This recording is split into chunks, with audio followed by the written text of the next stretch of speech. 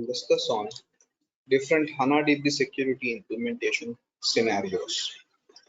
Before that, the concepts of BI security are a bit essential. Then we'll discuss about HANA security, and then we will also discuss about S4 HANA with HANA DB security as well. So, first of all,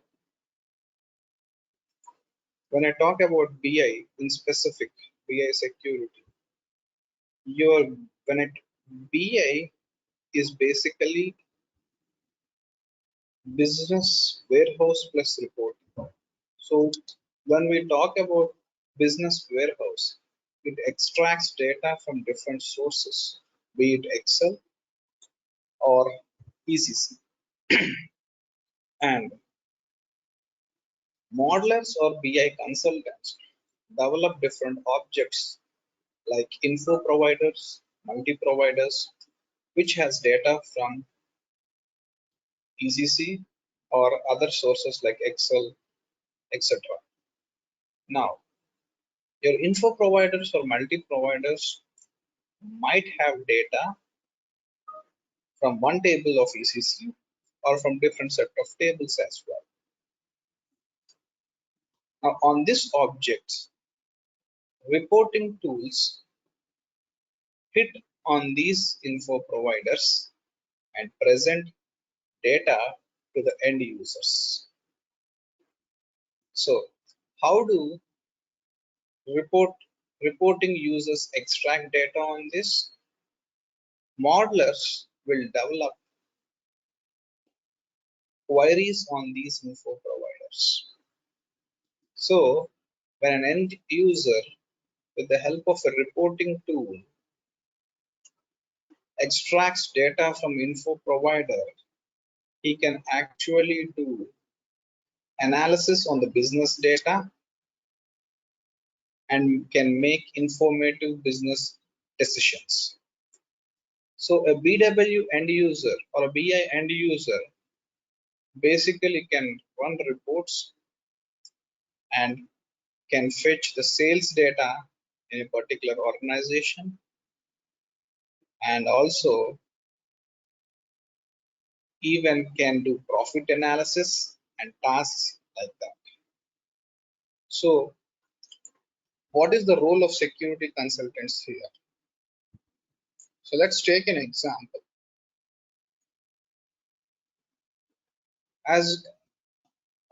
Let's take an example of Spencer's, which is basically implemented across India. And let's assume that Spencer's has implemented an SAP BI solution in its landscape. Now you want an end user to only see the data of a particular region, let's say Middle East. Now, as a security consultant, you can develop analysis authorization on an info provider which provides sales data. So the role of a security consultant is to devise analysis authorizations which restricts data on info providers and multi-providers. And also we have objects like SRS and SRS comp and comp1, which restricts queries on these info providers. So this is basically the traditional BI security, which most of us are familiar with. Now, when I talk about ECC on HANA, now, why is there a security model for HANA only? Why not when ECC used to work on Oracle or some other legacy database, there is no security? Let's just understand that.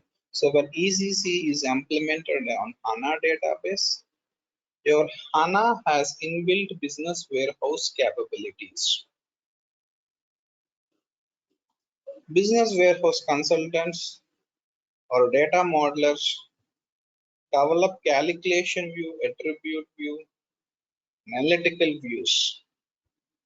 So These views are like your info providers here, which extracts data from the ECC tables which are there in your HANA DB tables, which are there in your HANA DB, and also our role as a security consultant is to log into HANA DB and to devise or design roles. So your roles consist of privileges which restrict data on the views. Now SAP HANA as SAP for the HANA database in specific is now only promoting calculation, and modelers are no longer using this traditional attribute or analytical views. Your roles which have privileges restrict the data, especially this analytic privilege restrict the data on the calculation.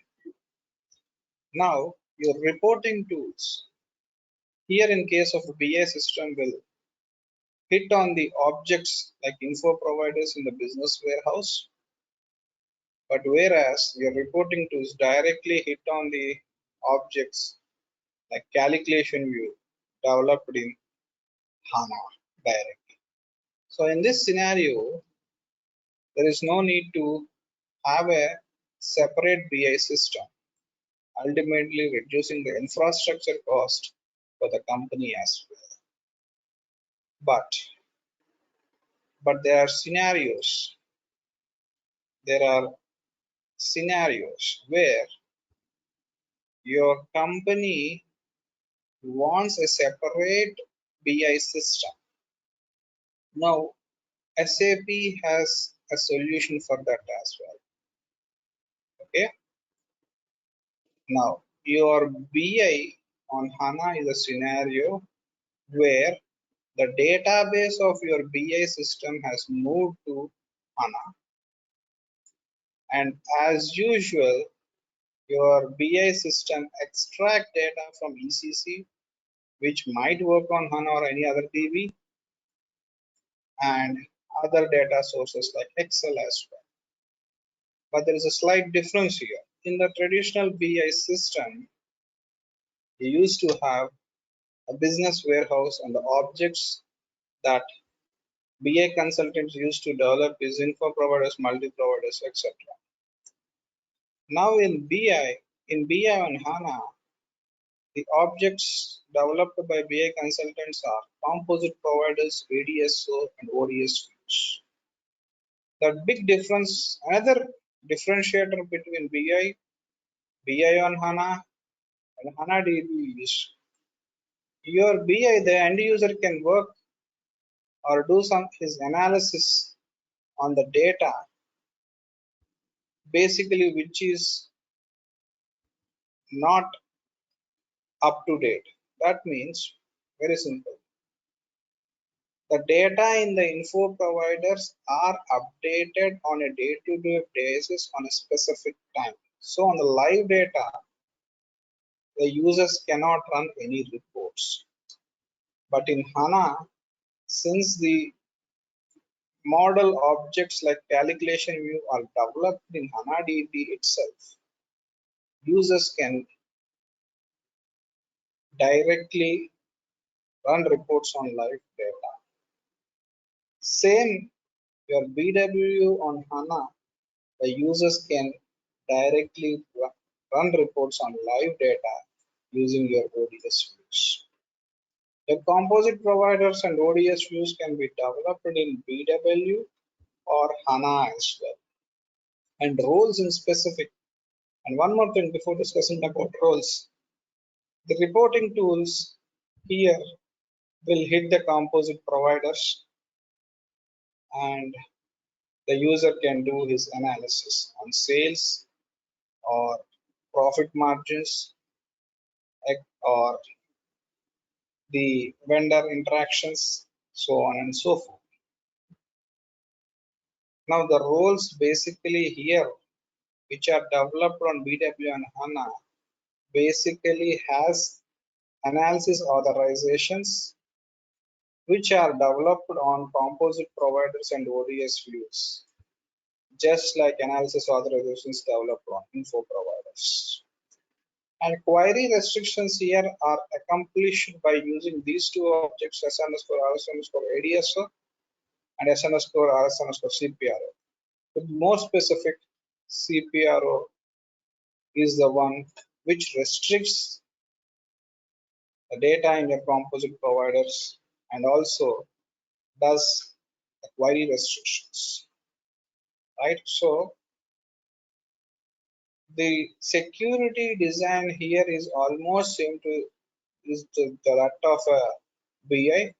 Only thing is that you develop analysis authorizations here on info provider, here on composite provider and ODS views, and there is a slight change in the authorization objects as well. And there is no point here also you log in into HANA DB and you need not develop any roles here, just like you did here. So most of us are in an impression that most of the HANA security implementations would implement this scenario. But in reality, the scenario keeps changing. Let's see the next scenario where, let's say, your ECC has been migrated to the next version S4 HANA, which basically works on HANA DB. Unlike your ECC, which supports any DB, your S4 supports only HANA DB. And the front-end interface, as you all know, is a Fiori Launchpad, not your traditional SAP GUI anymore. Yes, users can use both, but SAP is promoting Fiori Launchpad mostly to enhance the advanced features that came up with S4 HANA. Now, in the S4 HANA, SAP has come up with a new concept called CDS views. The concept of calculation view in the next versions is obsolete and is no longer used. And CDS views is being extensively promoted by SAP now. The CDS views are developed on HANA, or it can even be developed in S4 and the code can be pushed to you HANA DB as well. So this is like you need to write a DDL, data definition programming language, to develop this CDS view. You don't have any graphical interface anymore. And SAP is also, if at all, SAP is also even promoting to convert your old calculation views developed in the earlier versions to CDS views as well. Now this CDS view, even many analytical applications are also developed on this. Unlike your traditional BI and HANA DB security, with the advent of S4 HANA, you can do advanced analytic operations like forecasting and budgeting as well. Now, apart from this, how are the CDS views exposed? These CDS views are exposed into your S4 HANA as transient providers. Now, your Fiori Launchpad will hit the transient providers and the users can see the data of the CDS view, right? So the Fiori Launchpad hits a virtual object here, which is called a transient providers. Queries are developed on this and the user can see the data. So even here in the scenario, role structure is developed in S4 HANA interface. You need not no longer log in into HANA DB and until and unless a very granular level security is required. But most of the implementations, 99.9% implementations, develop roles in this S4HANA. So I just wanted to show you in this presentation how serious views can be accessed. So this is a typical Fiori launchpad in which the user has access to groups. Group will have a list of apps as well, right? Now when the user selects an app, he can perform his operations. But to view the CDS view, he need to select this particular app or query browser, which allows him to see all the views that are present in that database. Now, we can devise roles in such a way that the end user can be restricted to see only this particular view. Accounts payable, days payable, outstanding. This particular view only he can view. Okay. So for that, we can develop roles to normal PFCG roles in S4 HANA itself. Okay.